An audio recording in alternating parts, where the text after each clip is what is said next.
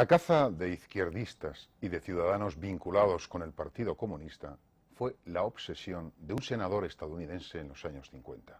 Ahora han salido a la luz, ya desclasificados, los documentos de sus interrogatorios en sesiones secretas. Para las comparecencias públicas reservaba a las personas que pretendía humillar dañando su imagen. Pero también Joseph McCarthy interrogó a más de 500 ciudadanos sin testigos para obtener sus confesiones como simpatizantes del comunismo. Su persecución impregnó la vida estadounidense y se extendió a diferentes ámbitos de la sociedad. Conozcamos algo más a este singular personaje. La publicación de más de 4.000 páginas de documentos con la transcripción de los interrogatorios secretos del senador Joseph McCarthy durante la caza de brujas que protagonizó medio siglo atrás ha vuelto a poner de relieve una de las mayores vergüenzas históricas de la democracia norteamericana.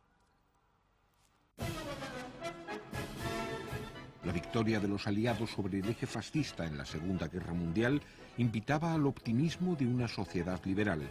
Sin embargo, a finales de los años 40, los Estados Unidos sufrieron una nueva pesadilla política. Una gran paranoia se apoderó del país entero. La gente escribía cartas al senador McCarthy denunciando que su vecino de al lado celebraba reuniones misteriosas los viernes por la noche y echaba las persianas.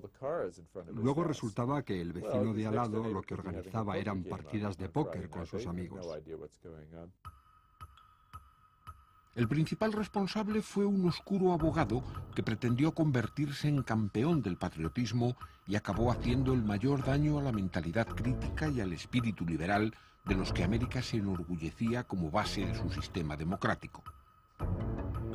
Joseph McCarthy tuvo una carrera mediocre hasta que ganó fama al afirmar que más de 200 comunistas se habían infiltrado en el Departamento de Estado. Después, sus constantes denuncias lo convirtieron en un personaje temido. Para McCarthy, Norteamérica estaba plagada de agentes comunistas y cualquiera podía ser sospechoso de espiar o conspirar. La paranoia del senador encontró apoyos suficientes que le permitieron emprender una aparatosa caza de brujas.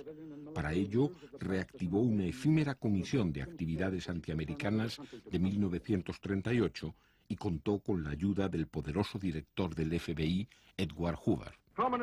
Los comunistas han sido, son y serán una amenaza para la libertad, los ideales democráticos, la adoración a Dios y el estilo de vida americano. No importó que el Partido Comunista fuera legal, pero en el clima de histeria política que McCarthy supo crear, miles de personas perdieron sus trabajos y centenares fueron encarceladas tras verse acusadas de tener ideas izquierdistas. El FBI calificó de agitador marxista al mismísimo Einstein, y los inquisidores destruyeron 30.000 libros de la biblioteca del Departamento de Estado por considerarlos textos filocomunistas.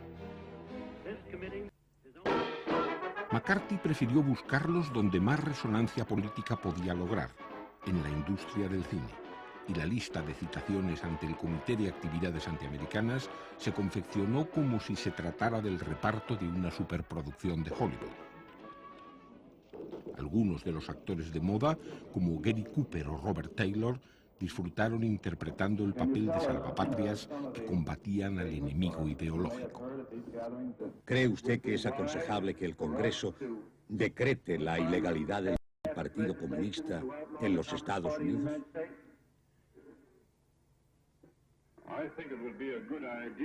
Sería una buena idea, aunque no sé. Nunca he leído a Karl Marx y tampoco conozco las bases del comunismo más de lo que se rumorea por ahí. Frente a ellos, otro grupo de estrellas de la pantalla demostró que la popularidad no tiene por qué estar reñida con la ética. Primeras figuras como Humphrey Bogart, Lauren Bacall, Katharine Hepburn o Jane Kelly se manifestaron en defensa de los derechos constitucionales. Soy Humphrey Bogart. Estábamos sentados en la sala del comité presenciando el interrogatorio. No podíamos creer lo que veíamos. Vimos cómo se negaba el derecho de expresión a los ciudadanos americanos por aquellos que habían sido elegidos por el pueblo. Vimos cómo la policía se llevaba a la gente como si fueran criminales y que previamente se les había negado el derecho a defenderse. Vimos cómo el mazo del presidente del comité interrumpía las palabras de Americanos Libres. Pero la mayoría dieron marcha atrás cuando los magnates de Hollywood se prestaron a colaborar con McCarthy y los principales estudios elaboraron listas negras. El miedo a las represalias redujo las protestas al silencio. Los llamados 10 de Hollywood, 8 guionistas, un director y un productor, se negaron a declarar ante el comité y pagaron su defensa de las libertades con la cárcel.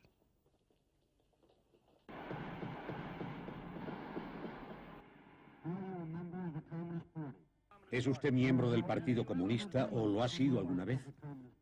El comunismo no tiene nada que ver con esta investigación. Es un intento de controlar el cine y atropellar los derechos fundamentales. Señor presidente, señor presidente. Yo no le he preguntado eso. Esa no es la pregunta. Retírese del estrado. Queremos luchar por la declaración de derechos. Oficial, llévese a este hombre. Las carreras de cineastas como Abraham Polonsky, Dalton Trumbo o Martin Reed quedaron frustradas. Escritores como Arthur Miller o Dashiell Hammett sufrieron represalias. El actor John Garfield no pudo soportar la presión y murió de un infarto. La persecución de comunistas sirvió para acallar voces críticas, debilitar a los sindicatos y ahogar la lucha por los derechos civiles. Además, la psicosis de delación creó la tensión precisa para el desarrollo de la Guerra Fría, fomentada por la industria armamentista. La escandalosa ejecución del matrimonio Rosenberg en 1953, acusado de facilitar la bomba atómica a los rusos, y la Guerra de Corea, contribuyeron a mantener la idea de que el comunismo era un enemigo peligroso. El macartismo supone el retroceso en el ejercicio de las libertades públicas en Estados Unidos, que había iniciado una época nueva con Roosevelt. La paranoia macartista encumbró a políticos tan grises como dóciles ante las grandes corporaciones financieras, y algunos de los colaboradores más fieles de McCarthy ocuparían años después puestos de la mayor importancia, como Richard Nixon y Ronald Reagan. Sin embargo, el poder de McCarthy fue efímero. El presidente Eisenhower se dio cuenta del peligro que representaba cuando el senador denunció una supuesta infiltración de comunistas en el ejército, acusando al condecorado general Ralph Schweiker. McCarthy había ido demasiado lejos sin presentar prueba alguna, y el Senado lo citó a declarar, acusado de dañar el honor de la Cámara y obstaculizar su labor constitucional. El senador McCarthy, en 1953, fue un hombre en la cumbre del mundo, que era fiscal, juez y jurado, que acusaba, interrogaba e intimidaba a los testigos. Pero en 1954, él fue citado a declarar y le obligaron a dejar la dirección del comité, que empezó a investigar sus propias actividades, su equipo y sus métodos. Lo mostraron en televisión y sus tácticas quedaron al descubierto. Su prestigio se vino abajo y sufrió un colapso político. Y al final del año 1954, el Senado de los Estados Unidos lo censuró por su conducta inaceptable.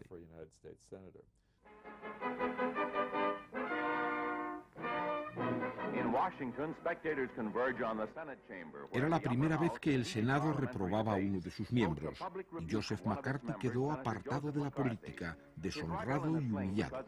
Además, fue acusado de procurar favores castrenses a un joven millonario, por quien se rumoreó que sentía una fuerte pasión, pese al furor con que había perseguido a los homosexuales. Después, su íntimo colaborador, Turner Thomas, sería condenado por algo tan poco patriótico como la evasión de impuestos. La caza de brujas comunistas está en marcha y habrá muchas bajas. Durante el reinado del terror de McCarthy, todo el mundo es vulnerable, incluso los profesores universitarios. Un comunista en la facultad de una universidad es un comunista de más.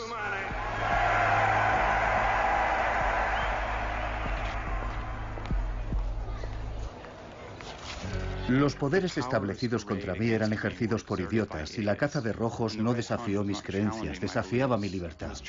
Desafiaba la libertad de todos nosotros. Chandler Davis, de 25 años de edad, era profesor de matemáticas en la Universidad de Michigan. Como muchos académicos e intelectuales norteamericanos, provenía de una familia abierta a los ideales comunistas. Incluso fue miembro del partido durante unos cuantos años. Pero esos tiempos quedan atrás cuando le convocan ante el Comité de Actividades Antinorteamericanas. Le preguntan si es o alguna vez ha sido miembro del Partido Comunista. Le piden que revele los nombres de colegas que pudieran ser comunistas. Chandler ejerce su derecho constitucional y se niega a responder. Le encuentran culpable de desacato y le sentencian a 6 meses de prisión. Él apela, pero el daño ya está hecho. Dejé de ir a mi despacho. No veía tanto a mis amigos. Y como la gente pensaba que el caso estaba perdido y no tenía esperanza, me apartaron de mi trabajo y de mis amigos. Me sentí abandonado. Me sentí completamente solo. Chandler Davis entra en la lista negra y le echan del trabajo. No eran los gulags de Stalin o un campo de concentración nazi. Pero cuando entró en la lista negra y no pudo encontrar trabajo, me dije, Dios mío, ¿cuándo acabará todo esto? Chandler Davis terminó en la cárcel no porque fuera o hubiera sido alguna vez comunista. No, porque sencillamente se negó a responder a las preguntas de un comité de políticos ambiciosos e interesados. Para cuando el senador McCarthy se enfrenta a las Fuerzas Armadas estadounidenses, está claro que ha ido demasiado lejos. Su comportamiento es cruel, insolente, y gracias a la televisión está siendo retransmitido a todos los cuartos de estar de Norteamérica. La gente ha visto suficiente. Es irónico que el medio que le catapultó sea el que le destroce. Hasta este momento, senador, creo que nunca había calibrado su crueldad o su osadía. Después de 10 años, la histeria provocada por el macartismo se quedó sin fuerza, pero dejó una mancha permanente en la democracia norteamericana.